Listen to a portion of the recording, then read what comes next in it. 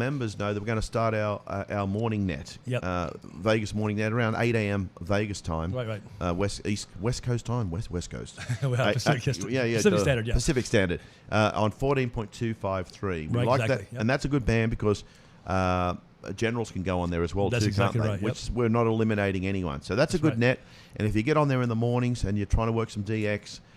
Between myself and Cliff and Scotty, we've got a bit of power. We got power and antennas. And we can get through, and then we can open up the doorway for other stations with smaller to listen out for you. And that's the best fun. Is like, okay, listen out for such and such who's on his dipole, and he gets it, and that's such a thrill for that person because otherwise he gets stomped on in those pile-ups. Yep. But if we're doing it that way, everyone's respectful enough that they don't stomp on him, and he's like chuffed that he's worked somewhere. So I think we're going to do. We're going to try to kick it off on October 1st. Correct. And then now with all nets, I mean, it's always amateur radio and 20 meters especially is very busy.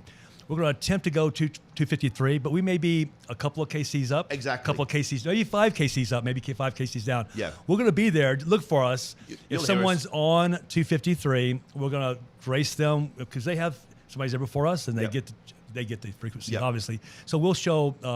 That we're gentlemen and that we respect other people's right to be there in a conversation. Absolutely. And so we may be up and down a little bit, but you'll find us there, and we'll be pretty loud. You should be able to hear us if you're in the United States, or we'll be beaming toward the north. Well, actually, something we may be beaming northwest or northeast. Correct. The way things are going now. We'll get a lot of the East Coast people, the Canadians. I think if Rob up in Canada can sort out his bloody noise problem up there from the power pole. He still has that problem. Yeah, he's got that issue still because he has a monstrous signal from there. He does. And it's interesting when Rob's in.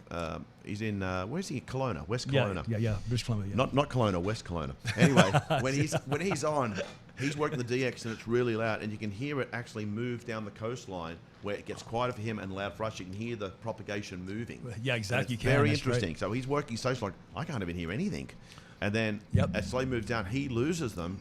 And we get them. I know. It's funny how that is. It follows the sunlight pretty much. It absolutely does. And it's a lot of fun. How are we doing over there, Aaron? What's the latest? I knocked out the internet. We're back. Okay. We're back. Okay. It's all good. It's all good. So I can speak like this for hours. So are we actually no longer podcasting? Are we podcasting? Out live. Are we live Do we now? lose the podcast? We never lost a podcast. Oh, that sounds unprofessional saying that. Because it'd be hard to just replicate what we just did. Yeah, exactly. But anyway, it's all good. It's all good. And if anyone's watching this and they're not in our group is called Las Vegas DX Foundation. It is. Not anything A. It's Las Vegas DX Foundation. Find it on Facebook. Join us. Yep. And what we do in that group, it's pretty cool. I know everyone wants to join groups, and you get these stupid messages, people, please join this. But this is actually cool, because what we do in our group, we schedule time. So Corey's in Australia, who's saying, listen, the band's open, I'm hearing guys, can anyone get on? Or Brad, or Rob, or Tom in England. So everyone it's our own private little room. It's a messenger group is what it is. Yeah, basically. And you can find it easily. I guess you can just search. I mean, I'll tell you what. Yeah, I'm Facebook. You just search. Yeah, it's very easy. It's on Messenger. You can search on Messenger. Make me double Facebook. sure. Yeah, Facebook. Just do on Facebook. You can find it. And just so you know, we need Michael to call back in. So Michael, we need you to call back. Michael, call back yes, in. We're good now. My apologies. I knocked out the internet. I knocked out the whole studio. That's our engineer, guys. He's a brilliant guy too. If it happens to him, it can happen to anybody. If it happens again, Aaron, I'm going to give you a head. You can go into Messenger, and just so you know, at the very top there's you can do a search, type in Las Vegas, and we're the first thing that pops up on mine anyway. That's good. And you get to that, and that's our Messenger group. And then you're welcome to join that. And absolutely. And that's the Messenger group is kind of cool. Like you said, we have a lot of people coming on live, like Corey, the VK4KA, Brad, Tom, everyone. Brad, those guys in Australia and or wherever in the world, in Britain or wherever. And they say, hey, I'm here. Where are you guys at? I mean, I'm live. Come find me at 14. Absolutely. 246 or whatever it might be. You're giving actual directions where you are, what frequency you're on, where you need to point your antenna. And that's a huge difference, because you're not flying blind trying to find someone. And that's exactly right. Yep. Yeah, and it's interesting because I noticed Paul, the Scottish guy, is back in Spain again. He's back on the frequency again, back on 20 meters. He's got a big DB42 step IR now. You spoke to him the other day too, didn't you, Paul? Oh, I did. Yeah. The Scottish, the what's his name? He's Sean Connery. Sean Connery. And, right. Yeah, he's great. He's a good fellow. He's got a big signal. So we alert everyone if things are happening like that or are rare things coming in. One of us will go on the page and say, listen, get on, point this way, he's on, and we can help a lot of people make contacts. Michael, are you on the phone here? I was just calling him to us. No, he's not. So, yeah, he needs to call in. You need to call in, Michael. Let's probably do it this way. Michael, call in. Michael, don't be afraid. Call in. But yeah, if anyone wants to call in and just anything, please call in. You know, ask anything. Ask where we get these wonderful There we T-shirts go. from. At least There we he got is. the audio. It's working. Call back one more time. Call back, Michael. It's my fault. I was screwing around with the system here, and you never touch anything. It's like the settings on your radio. You know, Right. when You're one of you the- when you start playing with the settings. You know. Stop fiddling. You're a fiddler. All right, is he there now? I'm here. Hey! Hey, welcome, Michael. I'm You guys- so sorry. You guys just hung up on me a minute ago. I was here. That's Well, okay. We thought you were a telemarketer. Definitely wasn't my fault. Totally my fault. All right. So great, And we you could. guys, of course, you guys know we're not spooling on the website. Okay. So now we can start your segment, which is pretty interesting stuff. We've got the video. Aaron's got the video over here, and you were involved in something pretty incredible back in, I guess it was 1986 or 88? 88. 88. Tell us a little bit about what happened back in those days. I'm interested. Well, we had a plant over in Henderson called Pepcon, and they were the guys making the ammonium perchlorate for the space shuttle program. Okay. And we had that Challenger accident where it blew up shortly after liftoff. And, Okay. the whole program was suspended for 3 years, and these guys at Pepcon just kept making the ammonium perchlorate solid rocket fuel stuff for the boosters to launch the shuttle, and they were storing it over there on the facility, which is actually just to the east of where the Fiesta Casino sits. Okay. That was all open field. There was a marshmallow plant it was a kid marshmallow plant and them sort of in the same vicinity here. And a welder working on some stuff happened to set some of this stuff on fire. Now, this stuff wasn't supposed to burn on its own. They had already proved that, Oh, wow. but they were storing it in plastic 55-gallon containers. Plastic. And it was the mixture between the plastic and the ammonium perchlorate that they had no idea would be flammable, and this stuff all caught on fire, and there was several major explosions there, flattening the Kid Marshmallow plant next door completely. If that place was open today, it would obliterate thousands and thousands of people, right? Oh yeah. We there's houses there now. There's houses all over the property. Denny Todd taped all of this. If you guys have some of the video, that was his job. We had the video. He taped all this. He was up on Black Mountain working on some towers up there, and I at this point was at work about 10 miles away at Hacienda and I-15, and when this thing blew up, the shock wave just blew our front door off the hinges, basically. We'll talk about like a nuclear blast, right? Oh, that was crazy. And they had several explosions. Cars were bounced off the highway and all sorts of things happened. Anyhow, bottom line is, when there's big emergencies like this, we lose telephone communications and all that. And a lot of it's people's own fault, because everybody at the same time tried to get on the phone system and crashed it. They can only handle so many calls at once, Right. and people kept picking up their phones and they wouldn't leave it alone. And Henderson PD and the fire department over there were heavily involved, along with Las Vegas Metro, the county fire departments, Las Vegas. Everybody got involved, and then the big problem was when they found out none of their radios would talk to one another. Huh. So that's where we, as the ham radio community, stepped in. We were back in those days, I think, just racies. There hadn't, Aries hadn't surfaced yet, because all of my plaques here refer to, I think, Races. If I look at no, I take it back. It was Aries. Okay, it was Aries. But anyhow, we got involved using my repeater up on the Fitzgeralds, and we placed amateur operators in all the different vehicles, plus set up command posts at a variety of places. All the children in the entire area down there were all bused over to one school, and we had a command post set up there and some other remote command posts where parents could actually drive up and find out if where their children basically were and if they were safe. Because they weren't letting. Communications was completely obliterated in Clark County, pretty much, right?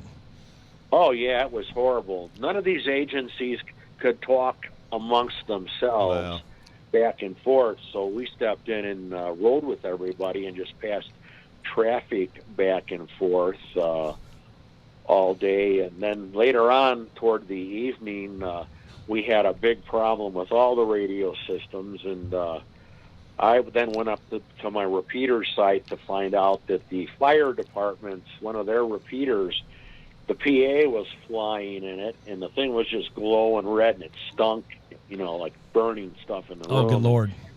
Yeah. So we, at that point, I contacted one of our guys that was in the vicinity of where the fire chief was, and I informed them what was going on, and I was just told to pull the plug out of the wall, so I did. And now, all the communications in town here pretty much went back to normal. The radios in the hotel for security were totally useless during this, along with a lot of other nearby properties. This is located up in the downtown portion of Las Vegas. What was the name of the casino at the time? It was the. I think it. I'm trying to think if it was the Fitz yet. I know when I first put the repeater up, it was the Sundance. Then at some point it went to the Fitzgeralds. Right. Then of course now it's the D Hotel. Right. So there's a lot of communications antennas up there, because that's one of the tallest buildings in Las Vegas. Oh yeah, back in the day when I went up there was over 40 different transmitters up in the two rooms up there. From the FBI all the way down to amateur radio stuff, right? Oh yeah. Well, I was the only amateur radio stuff to my knowledge up there. But there was everything and there's video links up there for the Clark County School District on dishes and just all sorts of crazy stuff that, different agencies, and it's just the way it was back then. It was a very noisy. It was a poor site when I went up there. We spent a lot of time fixing things on the roof, tightening things up, getting rid of all the loose metal banging around, because it was just causing all kinds. What does ARES stand for? Amateur Radio Emergency Services. Amateur Radio Emergency Services. That's what I thought. Yeah. So that's what we have nets here that actually you can become a member of even right now today. Anybody can be a member of ARES. Yep, and you can go to these nets and you kind of practice these emergency scenarios like the one you're talking about right now. Oh yeah. There's been a couple times back in the day when we got called in. The other one was this letter from the county here. I'm looking. It's a shame I don't have video up. Well, I have a video of the explosion, so just when you're ready, I can play it. You can hear it on your end. Yeah, okay. Well, real quick, I'm going to just talk about the other one we had. It wasn't PEPCON, but the fire department, fire station down in Sandy Valley also lost communications with the central office here in town.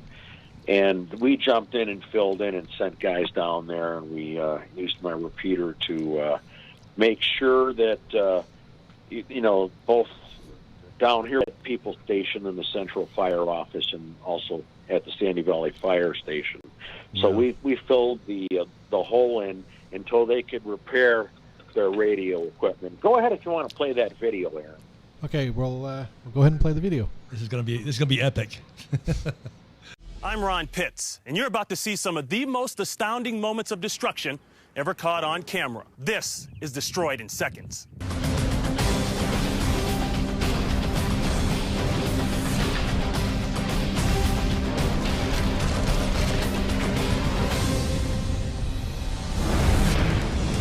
make a jet propellant.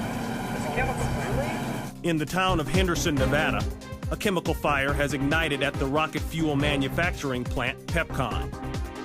Oh my God. I hope nobody's hurt. With every second that passes, the fire grows. Oh, shut somebody heard in that, Russ. What they don't know is that the inferno now threatens a storage area where 6 million pounds of the rocket fuel is held. If the chemicals exceed 716 degrees Fahrenheit, the entire area will combust. Then, the unforgettable. Boy, that destroyed everything. My God. As the explosion erupts, a powerful shockwave careens across the landscape, and a car traveling along an adjacent highway is caught in the blast. Multicolored smoke indicates that volatile chemicals continue to burn, leaving one to question, did the blast detonate all of the rocket fuel inside the plant? Wow, they're loud. The explosion is massive.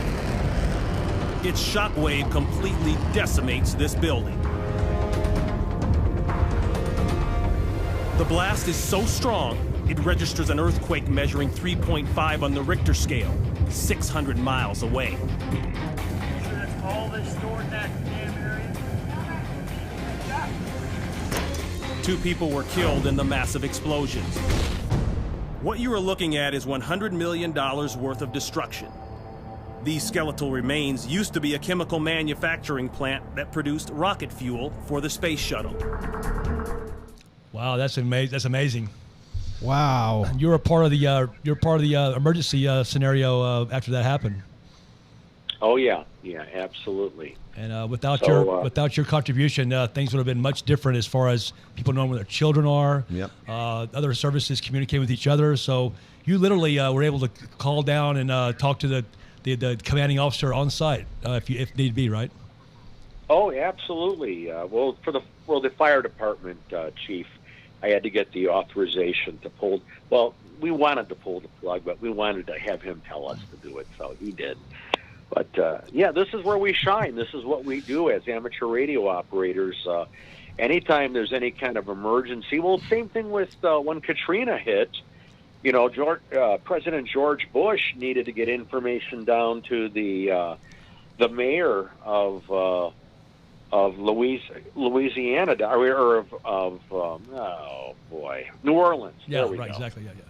And it turned out the only way he could do it was with a couple ham operators because they had no phones, they had no electricity, they had nothing. Yeah, we also had hams riding with police officers during that time as well. That's right. That's right. Yeah. Absolutely. So we do provide a valuable service when times go bad. You know, that's where we step up to the plate and do what we do best. And in between all that, we have a lot of fun, right? Oh, a lot of fun. Absolutely. I mean, we have a lot of fun. I mean, I do. I mean, it's just amazing the ability to communicate anywhere in the world, not just to this world, but other worlds. Other worlds. That's correct. And so when all else fails, amateur radio always works. So, Michael, did they rebuild the marshmallow factory? No, there's houses there. Was there a smell of marshmallows cooking? There was melted marshmallow all over. You got to be kidding me! I thought I misunderstood. I didn't realize you said marshmallow. That brings up some interesting. You know, ideas everyone's about- thinking that. I'm sorry. Yeah, that was the kid's marshmallow factory. I mean, the gigantic marshmallow guy came from that. I know he did. He came from there. Of course he did. He grew. Now I know where he came from. Las Vegas. Oh there my he God, goes. man! I hope he doesn't attack us. Well, I'm sure some of that land must be cheap with all the toxic fuel in the ground. Is that casino Well, built there? that's a whole other thing to talk about. That has nothing to do with ham radio. I can tell you stories. Okay, we'll worry about that later on. I'm just kidding. Well, thank you so much for that. That's amazing. Anything else you would like to talk about regarding that, Michael? Before that's probably about it. But there's a whole variety of videos out there. There was some actual shows, probably a half hour to an hour long, that were done on this whole thing and the analysis of what took place. You can always find that usually up on YouTube. Of course. With that, I'm going to get out of here. I've got to be on the 40-meter net here pretty quick. Oh, thank you so much for taking your time to come here. WN9ANF, Michael, amazing person. He's on the net. His net, by the way, is the Danny net, 7.156. Almost every night. That's on 40 meters, 7.156. And he talks to South Africa almost every night. Thank you. Thank you. If that's the frequency we're on, you got to check the website to be sure. The website is what? 7156list.com. 7156list.com, and you'll find out what frequency they're on. They'll be somewhere close by, though. Yeah, because right now that thing going on down on the Big Island south of Florida is jamming. I just didn't care yet. 7156, pretty bad. Are you net control tonight? No, I'm not. But I've got to turn Whisper off. Gotcha. Hey, thank you very much. Thanks, Michael. All right. See you guys later. Okay, thanks, man. Take care, man. See you next week. Oh, wow, that was awesome. Well, let's kind of come back from that incredible tragedy, and let's find out what Bad Grandpa's up to. Do we have Bad Grandpa stay with us? I think so. Bad Grandpa, we got to get an update. I mean, what's grinding his gears today? What could we possibly be grinding that guy's gears? I don't know. There he is. There he is. Yeah, Grandpa's gears are all right. They're good. Yeah. No way. Yeah, No, come on. Well, Grandpa's waiting for the neighbor next door to turn on her solar edge system. No. I'm waiting for S9 signals every 200 kilocycles, but it hasn't happened. So I asked her, I says, tell me, Booby, do you have is it running? And she says, it's running. It's very good. and it's working perfectly. And I'm thinking, Grandpa, you know better than this. There's no way it could be that quiet. So Grandpa went out and took a look at all the Hazarai that's mounted on the side of her house and noticed the dead man switch is in the off position. Oh, my gosh. She probably didn't even know that. So I kept my mouth shut. Okay, that wasn't easy. Where'd you get her first energy bill? Like, this is not cheaper. I know. Listen, I can get it cold as I want to in here. No problem. I wasn't going to rain on the parade. No. It ruined the parade. Who am I to tell her it's not working? So the switch is off in her house. That's right. So my solar edge noise is only still an S3. Oh. It's all good. So what's Amazon destroyed lately delivered to you? Oh, Amazon. I got to tell you about that. I'm being billed for the fourth time for something I returned. Ooh. But it's only $12, and they gave Grandpa another $20 credit. So that's okay. Next time they bill me $12, I'm still $8 ahead. You're ahead of the deal. Did anybody lose their job over this? No, not like Instacart. She lost her job. So what Instacart? What do you mean? Well, I ordered some stuff from some Smiths. You see, it's easier for Grandpa to just pick up the phone, or just go online and order this stuff, and it just magically appears. Kind of like how food magically appears. COVID and all that, right? And that white box in the kitchen. So anyway, that went sideways. But it doesn't have much to do with ham radio, so I won't go there. But we just like listening to your stories. We appreciate the ranting. We do. I left 3 pounds of gears in the driveway. It was pretty bad.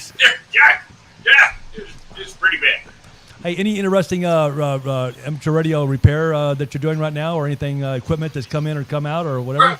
Well, the producer, he brought me his duplexer. Says, he says, I don't know, this doesn't, I'm not happy. So Grandpa says, you bring that over here right now. And he did. So we threw it on the network analyzer. Nice Hewlett-Packard service monitor with track generator, no less. And we tuned that bugger up. So I sent him pictures. I don't know if he got the pictures. I'm working on it right now. Oh, okay. So when we started, he had like about 60 dB of isolation. Okay. So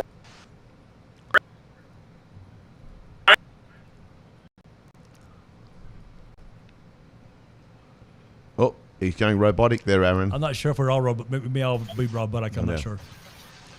Yeah. But, So, You're back. are we back? You're think back. so. You're back. I didn't know I was gone. Hang on for a second. I've got to check something. do CPR. You're fine. Hang on.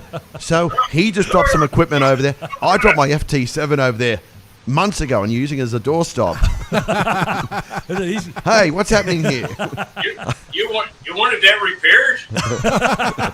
Damn it! I should have been more specific. Oh man, he's It's over. It's right over here. I'm using it as a doorstop. Yes, I noticed. Anyway, I can see it under the desk and the look at corgi that. hair. that's great. look at those duplexers. There Look at it is. Yeah. So there's the duplexer right there. That's not a radio. That's something else. What is that thing?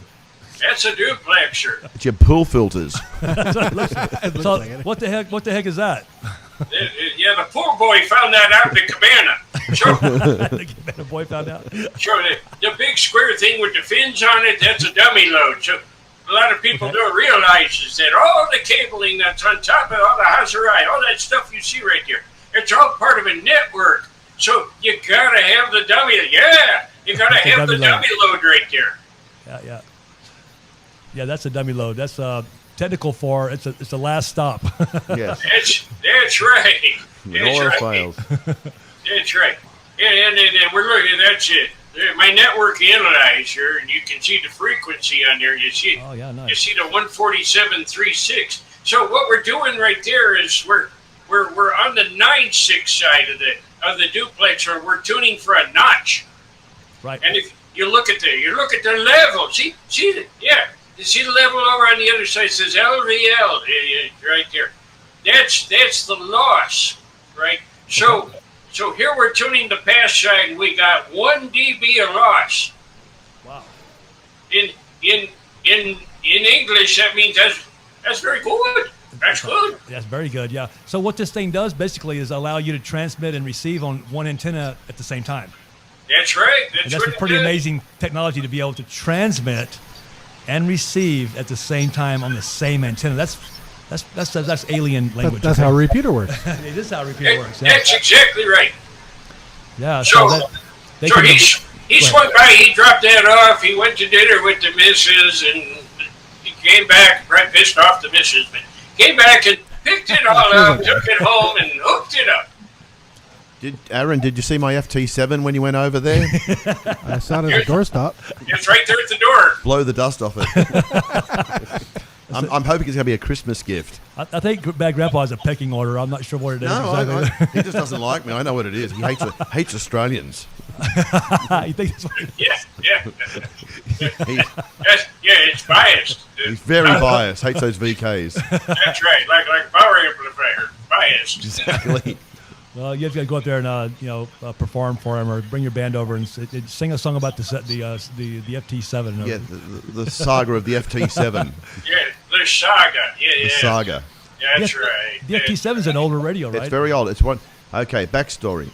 It's When I started in Australia on CB, when the craze hit Australia in 77, 76, the CB craze hit Australia. Of course. After the Smokey and the Bandit movie. So everyone in Australia was like, what's that? And then Dick Smith, who was an entrepreneur electronics guy, had a shop there. He decided to start importing CB radios. Okay. Yep, so he started bringing them in, and they took off like wildfire. Everyone had a CB in their house, in their car, and it was huge. I mean, everyone at school, it's no different having an iPhone now, because back then you could speak to your friends, your buddies, and if you watch some of those old TV shows that are supposed to be like set in the 80s, they've all got the handheld walkie-talkies, Yep. you know, the old Radio Shack. So that was a huge thing in Australia. But at that time, in 77, 78, that's when that sunspot cycle was... It started up, yeah. Look at that. There's a CB right there it is. oh, the lighting in here sucks. Your lighting sucks. That's on my FT7. Is that your FT7? He looks like he dusted it off a little bit. Yeah. Anyway, so Oh, Jesus Christ. get some better lighting. Anyway, so everyone, it was right at the peak of the sun cycle too. So on AM on Channel 6, you'd hear truckers in California talking to each other just on little walkie-talkies. Oh In my Australia, gosh, it was that's crazy. insane. That's crazy. So everyone got into DX then. They understood you can speak further than just locally. Yeah, you can. And everyone started figuring out how to, antennas and bigger antennas. Everyone to get Archer antennas at Tandy, which is the same had as 'em. Radio I Shack. remember Tandy. Remember Tandy Electronics? Yeah, I love Tandy. So in Australia, it was called Tandy Electronics. You go in, there'd be all the radios and antennas and the Archer antennas and everything. It was so cool. So started doing that, and then I realized then on the PLL, if you cut like a little section of it, you get all these other frequencies. Ooh, yes. And that was called the free band up above, above 40, channel 40. And it was amazing. I mean, you could speak all around the world on say, 555 up there. 27,555. The triple nickel, as the Americans called it. The triple nickel. And it was fabulous. So then Dick Smith had a special. He was bringing in FT7 radios. Those kind of the first small non-tube radio. And they weren't expensive, a couple of $100. That was a good deal. So I went and got one of those. But you've got to get the 11-meter crystal to put in it. So right. Did that as well. So I got that. And that was a great radio. I just have so many fond memories. I think everyone wants to buy that first radio they had when they were a kid that inspired them. Absolutely. So I found a couple of FT7s, and if Kirk really understood how dear and meaningful it means to me and my memories of my childhood. But that's okay. No pressure, Kirk. No pressure.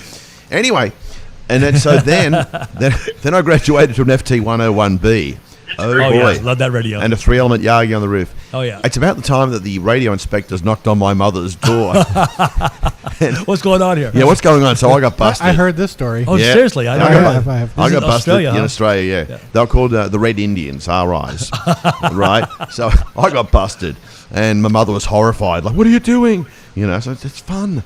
So it was fine. So I got busted for them. I had to go in and talk to them all. And Oh, my God. And so I thought, I better get my ham license. So I did that. But it was actually fun. Back then, 27 meters was open 24/7. I'd wake up in the morning and could speak to America. In the evening, I could speak to... And I had an old logbook and QSL cards, because everyone sent QSL. Yeah, they did. I had stuff from, like, Holland and Scandinavia and England. It was insane. Yep. It was all open everywhere, 24/7. And I remember one night, it was during the day, it was really hot, and had a television in my bedroom, like a small little TV, and I had 12 channels, and channel 0 wasn't one of our channels in Australia. Okay. So I had an outside antenna, just Bugs' ears outside, and I'm picking up all this static, like, what the heck's this? And I'm watching it, and then the vision came in. I thought, wow, that's pretty cool. And I'm watching, it was an ad, and it was an ad for the North Island, New Zealand. It was in Auckland, so I was watching television from Auckland going across the Tasman. 0 would be below 52 megahertz. It'd have to be. It has to be somewhere in the 50 megahertz band. I think channel 2 was 52. Is that right, Bad Grandpa?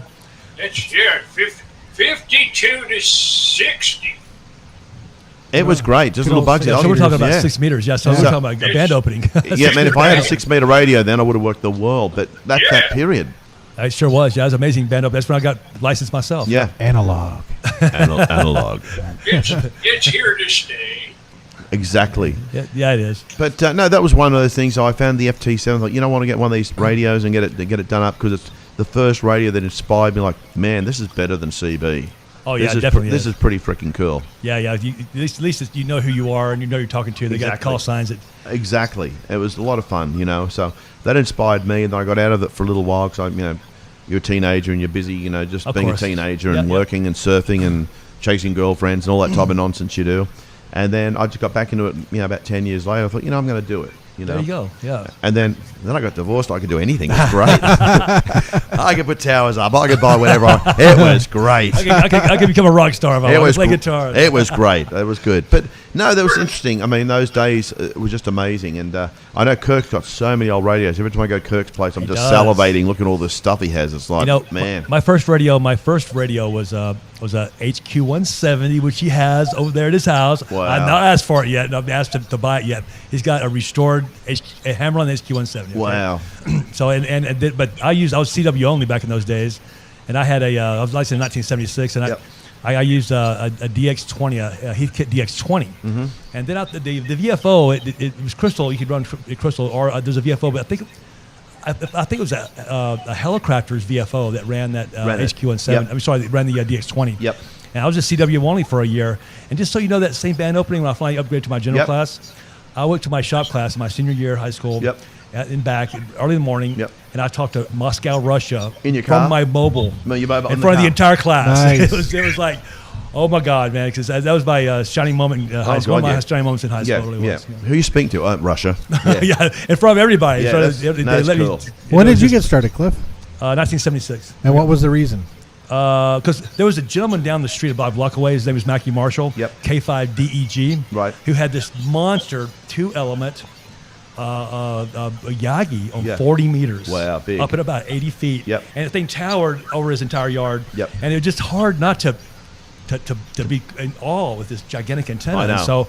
And so that's how I ended up going knock on his door, and I just said, "What are you doing here, man?" I was What a is precocious this? kid. Yeah. And, So he became your Elmer. he became my Elmer. Yeah, Nice. he got me a little code practice. He built me.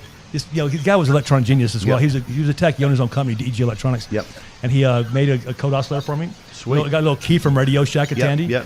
And learned a Morse code. I learned it in one night. I got to be honest with you. No. I memorized it in one night. No. I didn't know it. I learned it, but I memorized it. Wow. And then within a week, I had already above five words a minute. And Wow. Because it's all I had available as a novice. I was going to So be. you I had to- wasn't even licensed. I was going to be a novice. Yeah. Yeah. And so you have to learn Morse code to get your first license back in those days. Wasn't it 12 period. words we needed, I think? No, five words a minute would get you Oh, in a 5, novice. right. And then I did 12 or 15. I can't remember It was now. well, you're Canadian or no? Yeah, it was. It was Canadian then. Hey. Yeah. Well, so the next jump up A. for the 5 words a minute was 13 words per minute. And then 20 words a minute is an extra class. Okay. Yeah, that's how it worked. I think out. I did 15.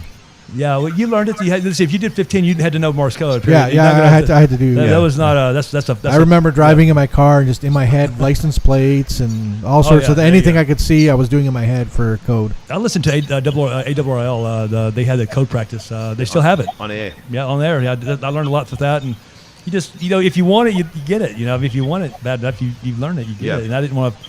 I got my novice license. I was on CW only for a year. Yep. I mean, for a whole year, I was on CW only, and that was 35 words a minute by the time it all CW at that time, you would have worked everywhere. Yeah, we did, man. Everywhere. I worked Antarctica. I mean, I worked 35 countries, all 7 continents, including Antarctica, 49 states. What band were you on mainly? 40 only. Only 40, really?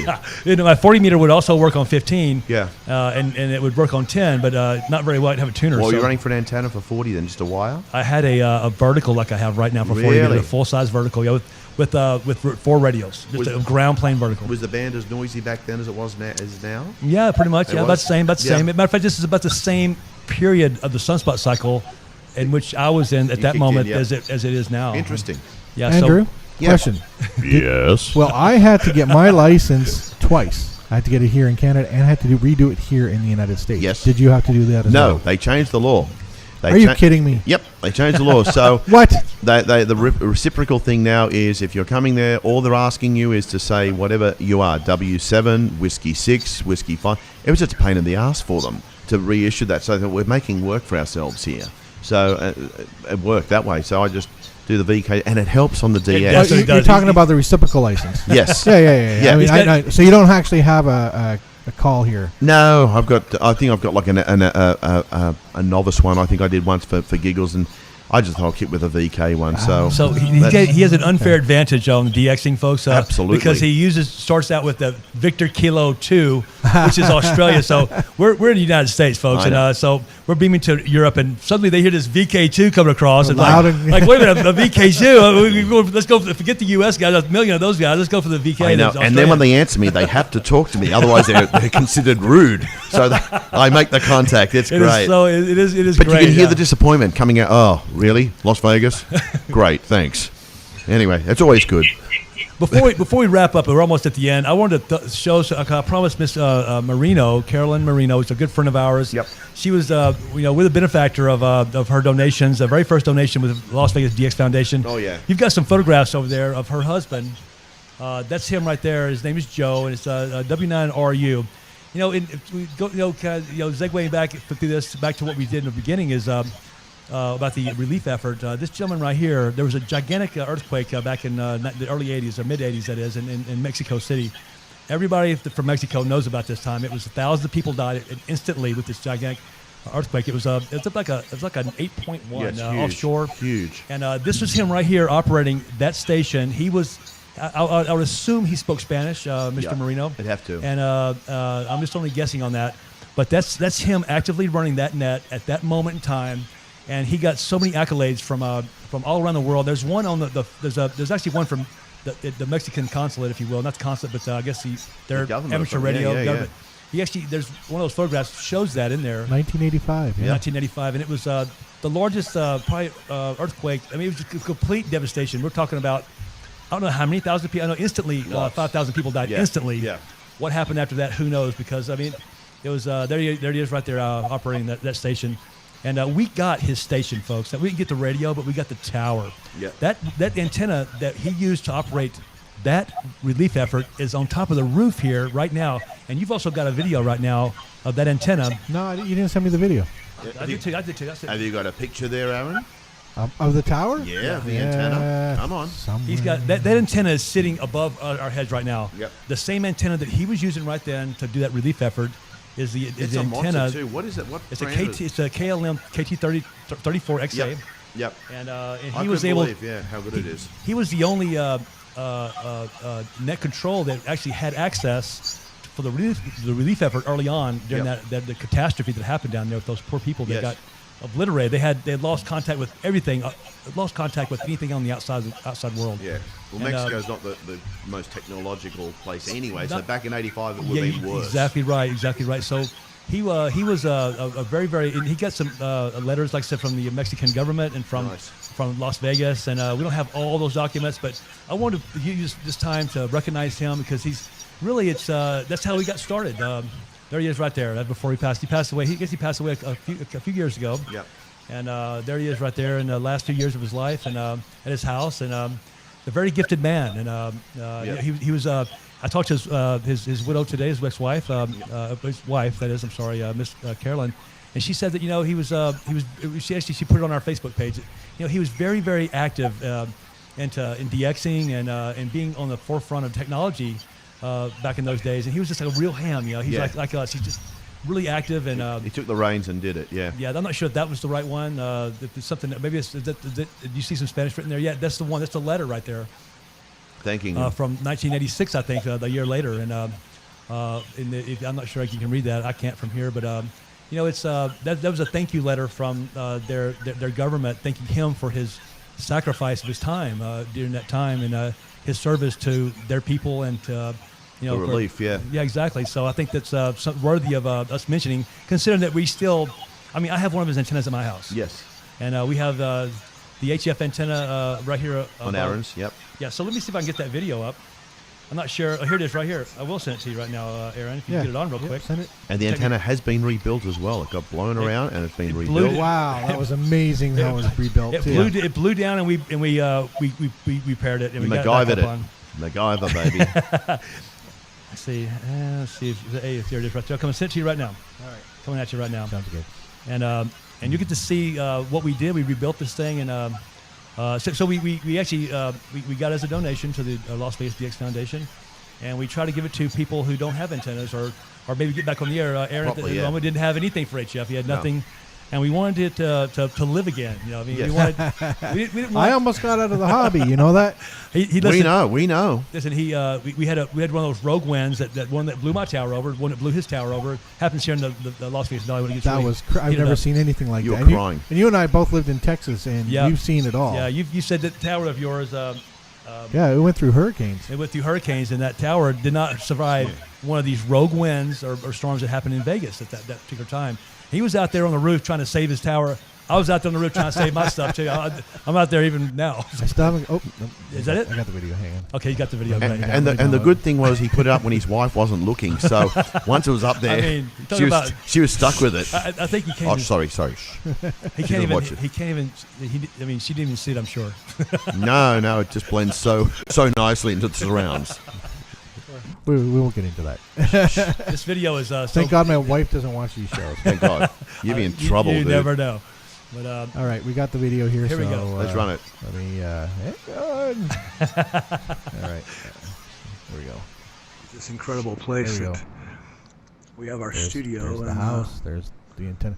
Man, you're not very good at camera work. I know. No, shaky. That's not my. That's not my. The house. What the studio is. Well, listen. I walked up a little bit. You see a little bit. That large antenna on the bottom is the one we're talking about. It's a monster. This is the communication tower. The man who owns. And the thing was so flat. SWR. We only had it off the ground about 2 feet. It was flat everywhere. So that antenna was there's a KT34XA you're looking at, saving those people, and right it lives again right here above our heads as we're speaking. That's good service work, and that's what we want to be a part of. That's what we are. That's what we stand for. And that tower was totally demolished. Yeah, it was rebuilt. It was twisted. It came down twisted. He rebuilt the tower. Aaron did it himself. Pretty incredible we built the antenna, and it's a lot stronger. 4 points at least. I was able to fabricate that one element piece. And that was amazing. Because you cannot get these parts anywhere. No. You know. That antenna is now called Steve Austin.